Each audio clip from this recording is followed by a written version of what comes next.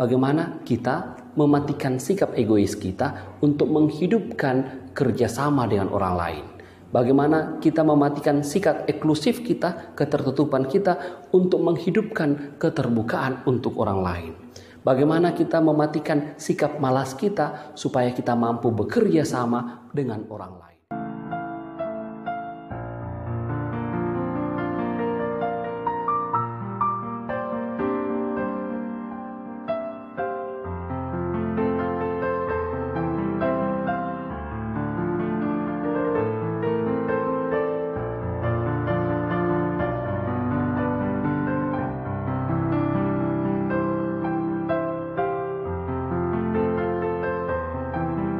Shalom saudara-saudara yang terkasih, salam jumpa dalam inti hari ini, Selasa 10 Agustus.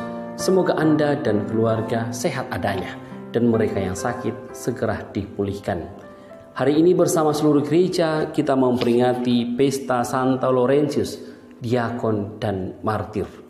Dan Injil yang akan menjadi permenungan kita dari Injil Yohanes bab 12 ayat 24 sampai 26. Menjelang akhir hidupnya, Yesus berkata kepada murid-muridnya, "Jikalau biji gandum tidak jatuh ke dalam tanah dan mati, ia tetap satu biji saja. Tetapi jika mati, ia akan menghasilkan banyak buah. Barang siapa mencintai nyawanya, ia akan kehilangan nyawanya. Tetapi barang siapa tidak mencintai nyawanya di dunia ini, ia akan memeliharanya untuk hidup yang kekal. Barang siapa melayani aku, ia harus mengikuti aku, dan di mana aku berada, di situ pun pelayanku akan berada. Barang siapa melayani aku, ia akan dihormati Bapa." Demikianlah Injil Tuhan.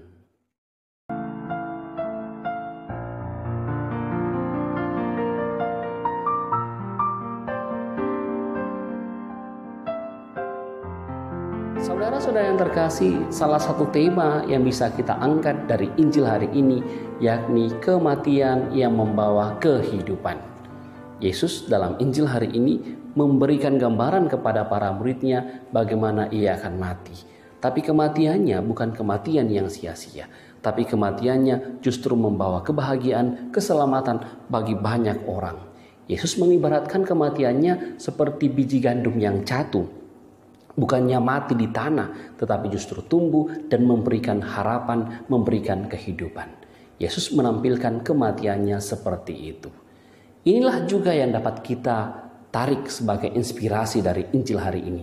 Bagaimana dalam hidup kita mengikuti Yesus. Bahkan Yesus mengatakan, barang siapa melayani aku, ia harus mengikuti aku. Kita mengikuti Yesus, bagaimana dalam diri kita juga kita mematikan banyak hal untuk memberikan kehidupan bagi hal yang lebih baik.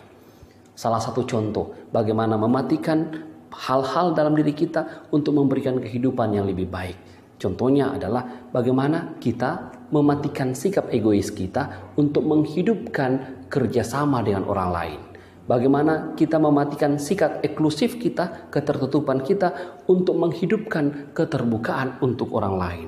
Bagaimana kita mematikan sikap malas kita supaya kita mampu bekerja sama dengan orang lain. Dan masih banyak contoh yang lain. Intinya bagaimana kita mematikan sifat negatif supaya membangkitkan sikap positif. Memang ini tidak mudah. Ini tidak seperti membalikan telapak tangan, tetapi kita harus banyak berkorban dalam diri kita ini, mematikan hal-hal negatif untuk menghidupkan hal-hal yang positif. Dengan cara itulah kita bersama-sama mengikuti Yesus, melayani Yesus. Semoga kita semua dimampukan untuk itu. Semoga demikian. Amin. Mari kita tutup dengan berkat Tuhan. Tuhan bersamamu dan bersama rohmu. Semoga saudara sekalian diberkati oleh Allah yang Maha Kuasa, Bapa, Putra, dan Roh Kudus. Amin.